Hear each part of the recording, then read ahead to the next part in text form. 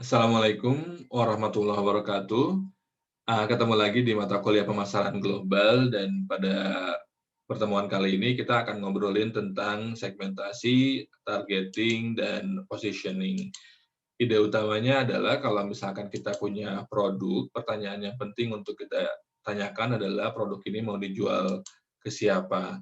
Karena tidak semua orang di luar sana adalah konsumen kita, dalam artian tidak semua orang di luar sana mau membeli produk kita, mau mengkonsumsi produk kita, dan memang cocok dengan produk yang mau kita jual. Dan memenuhi keinginan semua orang di luar sana juga tidak akan baik bagi karakteristik dan kualitas produk kita, maupun efektivitas dan efisiensi strategi pemasaran kita. Maka kita perlu memetakan siapa audiens kita. Audiens ini bukan sama dengan publik, bukan sama dengan semua orang yang ada di luar sana. Audiens ini sifatnya spesifik, dan harus, kecil. Semakin kecil, semakin, baik. Misalkan contohnya kamu bikin sepatu, nah tidak semua orang akan membeli sepatu kamu. Maka kamu harus membuat, target audiens yang lebih spesifik. "Oh, saya mau bikin sepatu buat anak main futsal." Sehingga sepatu yang akan dibikin adalah sepatu yang cocok untuk futsal dan untuk anak-anak. Kalau misalkan mau bikin sepatu untuk sekolah, itu akan beda lagi. Jadi setiap produk itu punya target audiensnya yang baik, sehingga ketika bikin produk itu memang, spesifik kualitas yang dibutuhkan oleh target audiens tadi. Nah, ketika berbicara target audiens, kita berbicara soal segmentasi pasar. Apa itu segmentasi pasar? Sederhananya adalah memperkecil pasar yang luas ke dalam segmen yang spesifik, berdasarkan, eee, karakter yang sama yang dimiliki oleh konsumen, sehingga kita bisa berasumsi bahwa kesamaan karakteristik ini akan membuat si konsumen bereaksi sama atau serupa terhadap produk dan strategi pemasaran kita. Anggaplah ada pasar pasar itu adalah sebuah atau satu buah pizza, dan kita nggak mungkin memakan pizza itu semuanya, maka pizza itu harus diiris-iris menjadi beberapa slice, yang kemudian kita akan memilih slice mana yang akan kita makan. Dalam konteks pemasaran, itu kita bisa melihat misalkan di pasar yang asli, yang besar, itu orang heterogen sifatnya, konsumen itu heterogen, berbeda-beda. Kalau di sini disimbolkan dengan warna, ada yang biru muda, ada yang ungu, dan seterusnya. Kemudian dari yang heterogen ini dikelompokkan menjadi kelompok-kelompok yang lebih kecil berdasarkan kesamaan warna. Nah, ini misalkan contohnya, Apple dan Advan. Mereka produknya sama, tapi segmentasi pasarnya berbeda, sehingga kemudian secara cara produk itu diproduksi dan cara produk itu dipasarkan juga akan berbeda. Padahal produknya dalam tanda kutip sama-sama ponsel yang memiliki kamera 3.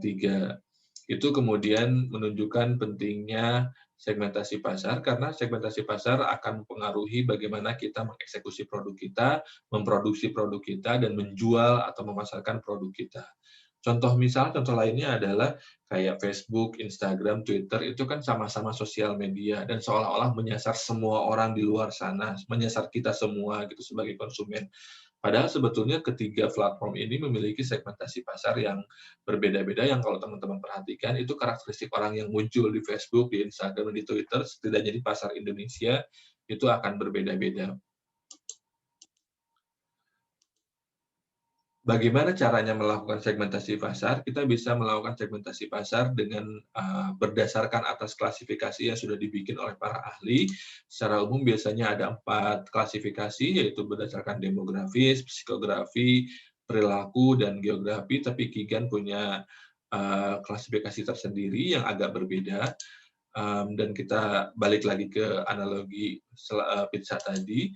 Nah, menurut Kigan, klasifikasi segmen pasar itu yang pertama ada demografi, ini mesti sesuai berdasarkan, populasi, kemudian pendapatan, usia, pekerjaan, gender, dan pendidikan.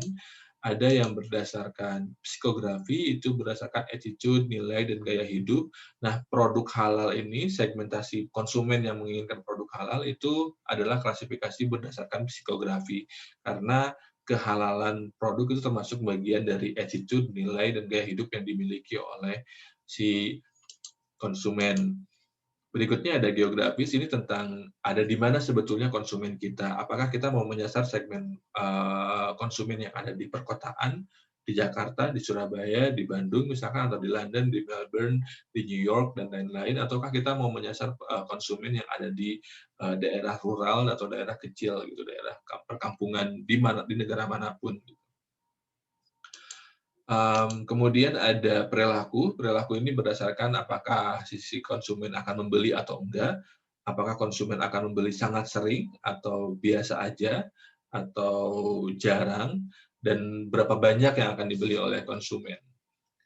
Kemudian dibagilah konsumen dengan berdasarkan, oh ini konsumen yang sering beli, yang selalu beli, yang jarang beli, dan seterusnya. Kemudian ini ada yang berbeda dari Kigan, ada etnis. Ini pemetaan segmen berdasarkan suku, ras, dan etnis. Kemudian yang terakhir ada benefit. Ini pemilah konsumen ke dalam segmen berdasarkan benefit yang diinginkan oleh si konsumen tersebut. Apakah konsumen itu menginginkan produk yang murah meriah atau yang mahal dan prestige gitu, sehingga kemudian perusahaan akan menawarkan produk sesuai dengan benefit yang diinginkan oleh si konsumen. Nah, Cina salah satu negara yang memasok produk ke dalam segmen pasar yang mereka secara benefit menginginkan produk yang murah meriah, sehingga kemudian Cina nggak masalah untuk menurunkan kualitas produknya, yang penting sangat terjangkau, dan si konsumen juga sadar bahwa kualitasnya nggak terlalu bagus, tapi karena murah meriah ya udah dibeli aja gitu. Jadi ini ada kecocokan antara segmen antara benefit yang dibutuhkan oleh konsumen dan produk yang ditawarkan oleh produsen, dan itulah gunanya segmentasi pasar. Tapi ada juga yang perlu ditanyakan ketika kita memetakan segmentasi pasar, yaitu potensinya seberapa besar. Yang pertama penting untuk ditanyakan adalah jumlah konsumen di segmen itu sekarang ada berapa. Kalau kita mau menjual produk halal atau menyasar orang yang suka produk halal, kita harus tahu dulu jumlah muslim lah, jumlah muslim itu ada berapa. Nah, setelah tahu jumlah muslim ada berapa, jumlah muslim eh, yang sangat berorientasi produk halal itu berapa banyak. Karena kalau teman-teman lihat Yusuf Hadi, itu ternyata tipe konsumen muslim itu ada 4 gitu ya. Saya lupa persisnya apa, tapi ada yang universalis, ada yang rasionalis, ada yang konformis, dan seterusnya. Nah, itu harus dipetakan dulu kira-kira, misalkan kalau mau ngejar pasar segmen halal di Indonesia, ada beberapa banyak orang muslim di Indonesia yang sangat menginginkan produknya halal. Kemudian setelah tahu berapa yang ada sekarang, kira-kira akan tumbuh berapa banyak. Kemudian kompetitor yang udah ada untuk produk serupa itu siapa aja. Mungkin nggak sih bagi perusahaan untuk mendapatkan segmen pasar tersebut, dan jika mungkin kompatibel nggak sih segmen tersebut dengan brand yang dimiliki oleh perusahaan, keunggulan kognitif yang dimiliki perusahaan atau tujuan perusahaan, dan yang terakhir framework-nya apa nih yang bisa digunakan untuk memetakan target pasar tadi. Nah, pertanyaan-pertanyaan ini penting untuk ditanyakan agar kita lebih spesifik dalam menentukan kualitas kompetitif produk kita, kemudian strategi pemasaran kita. Ambil contoh misalkan yang sekarang lagi booming, pengen bikin kedai kopi, dan kedai kopi sudah banyak sekali macamnya, maka yang perlu kita tanyakan adalah segmentasi pasar mana nih yang pengen kita kejar gitu, dan berapa banyak konsumen di segmentasi pasar tersebut, siapa kompetitornya. Dan seterusnya seperti yang teman-teman bisa baca dalam presentasi ini. Setelah kita melakukan segmentasi pasar, kita mengukur potensinya, yang berikutnya adalah targeting. Ibaratnya teman-teman sudah di antara misalkan teman-teman nyasar satu orang yang ingin disasar, nah kemudian tinggal dicari cara agar si orang ini, si konsumen ini bisa kita dapatkan. Nah, namanya itu targeting. Yang pertama itu, kalau dalam konteks pemasaran global, ada targeting dengan cara yang terstandarisasi. Jadi bauran pemasarannya dibikin seragam, terstandarisasi di mana-mana, karena yang disasar adalah mass market of potential buyer. Prinsipnya adalah produknya nggak usah diadaptasi seheboh mungkin, minimal aja. Kemudian volume produk yang dijual itu harus optimal, sehingga kemudian di retail-retail produk ini mudah didapatkan. Misalkan katakanlah kayak tisu toilet, kemudian susu, roti, itu dalam secara umum pemasaran globalnya bisa terstandarisasi karena selera orang terhadap tisu, roti, susu, dan lain-lain itu kan relatif sama ya, walaupun mungkin ada perbedaan, tapi secara umum itu ada kesamaan. Ada juga yang terkonsentrasi, berbeda dengan terstandarisasi. Kalau terkonsentrasi, dia menyasar skup yang sangat kecil dari suatu segmen. Misalkan Winterhalter, ini kata Kigan, dia menguasai pasar dishwasher, tapi dia hanya menjual dishwasher terhadap hotel dan restoran. Nah, justru karena dia spesifik terhadap hotel dan restoran aja, menjualnya, segmennya, targetnya, maka kemudian dia jadi terkonstruksi brandnya sebagai penyedia dishwasher untuk hotel dan restoran, dan dia menguasai kedua segmen tadi. Yang ketiga, ada yang didiferensiasi. Jadi perusahaan ingin menguasai end-to-end si marketnya, sehingga kemudian dia bikin produk yang menyasar beberapa segmen.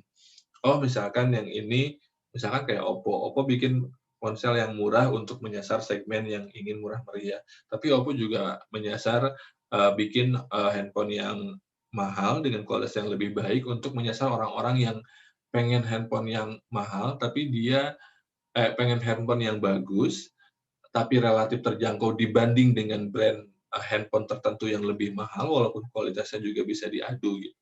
Nah, itu kemudian itu yang dinamakan dengan didiferensiasi. Jadi perusahaannya sama, tapi dia bikin produk yang berbeda untuk menyasar segmen yang berbeda juga.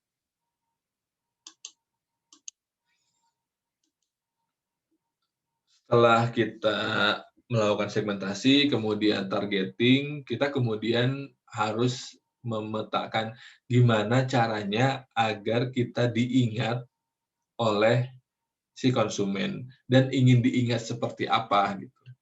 Nah, agar kita bisa memposisikan produk kita, brand kita di benak konsumen, itu ada beberapa cara. Yang pendekatan yang pertama itu tentang dengan cara menekankan pada atribut atau benefit. Ini loh keuntungannya, yakin nggak mau gitu. Jadi sehingga ketika orang ingat produk itu, dia ingat keuntungan memiliki produk tadi. Atau misalkan kualitas dan harga, ini loh kualitasnya, ini loh harganya, sehingga kemudian ketika orang ingat produk itu, dia ingat kualitasnya, ingat harganya. Misalkan, contoh yang kayak tadi, kayak iPhone tadi, ketika orang iPhone kan memposisikan produknya di benak konsumen sebagai handphone yang mahal, yang prestige, sehingga ini masuk ke yang nomor 3, kegunaan dan pengguna, sehingga dia akan menegaskan kelas sosial seseorang gitu. Walaupun secara kualitas bisa jadi sebetulnya nggak terlalu bagus-bagus amat gitu, dapat diperdebatkan lah oleh orang-orang yang ngerti IT. Tetapi secara harga, secara penempatan strata sosial, memiliki iPhone menjadi satu kesan bahwa kita memiliki prestige, kita memiliki kelas sosial yang tidak semua orang miliki itu. Atau yang berikutnya dengan menegaskan perbedaan kita dari kompetitor. Kalau balik lagi ke iPhone misalkan, dia ketika awal-awal muncul, kalau teman-teman baca biografinya Steve Jobs, dia ketika awal-awal muncul menegaskan pembeda dia dari kompetitor dalam hal seni yang minimalis. Jadi ponsel ini meminimalisasi kerumitan-kerumitan atau keribetan-keribetan karena keribetan baik karena desainnya atau karena teknologi pembuatan handphonenya yang belum memungkinkan untuk menjadi minimalis dan sederhana. Nah, itu dia menegaskan pembeda itu dari kompetitornya, dan dengan pembeda itu dia mengkonstruksi harga yang mahal, kemudian mengkonstruksi kesan bahwa dengan memiliki produk tersebut kelas sosialnya jadi naik dan seterusnya. Itu cara positioning. Jadi kalau teman-teman mau produknya diingat oleh si konsumen, tinggal dipilih nih satu atau mix of 4 ini, kira-kira apa yang ingin diingat oleh si konsumen. Ada juga pendekatan yang kedua, yang pendekatan kedua ini berhubungan dengan kultur. Eee, apakah kita ingin produk kita diingat sebagai produk yang merupakan bagian dari kultur konsumen global? Apakah kita mau produk kita diingat sebagai bagian dari kultur konsumen asing atau kultur konsumen lokal? Bedanya gimana? McDonald itu termasuk kultur konsumen global, karena dia diterima dan menjadi kultur bagi masyarakat global yang terkoneksi, yang walaupun berbicara dengan bahasa yang berbeda, tetapi seleranya sama aja gitu kan, kayak burgernya, french fries-nya, dan seterusnya. Nah, kalau yang konsumen asing ini, fish and chips. Jadi ketika kita ingat fish and chips, kita selalu ingat bahwa produk ini adalah produknya UK, makan khas UK, sehingga kita sebagai orang di luar UK menganggap bahwa memakan fish and chip adalah bagian dari menikmati kultur konsumen asing. Nah, kalau ini warteg, dalam konteks kita sebagai orang Indonesia adalah kultur konsumen, lokal, dan ketika konsumen asing misalkan menemukan warteg, dia ingin menikmati itu, dia akan menikmati warteg dengan, kesadaran di dalam pikirannya bahwa warteg ini adalah bagian dari kultur konsumen lokal. Kadang-kadang kalau turis ingin datang ke suatu negara, dia ingin merasakan kultur lokal di tempat yang dia kunjungi, sehingga dia akan wisata kuliner atau melakukan sesuatu atau membeli sesuatu yang itu sifatnya ada unsur lokalitasnya. Nah, warteg bisa menjadi salah satu pilihan dalam konteks pemasaran global atau industri global. Itu aja untuk pertemuan kita. Terima kasih. Assalamualaikum warahmatullahi wabarakatuh.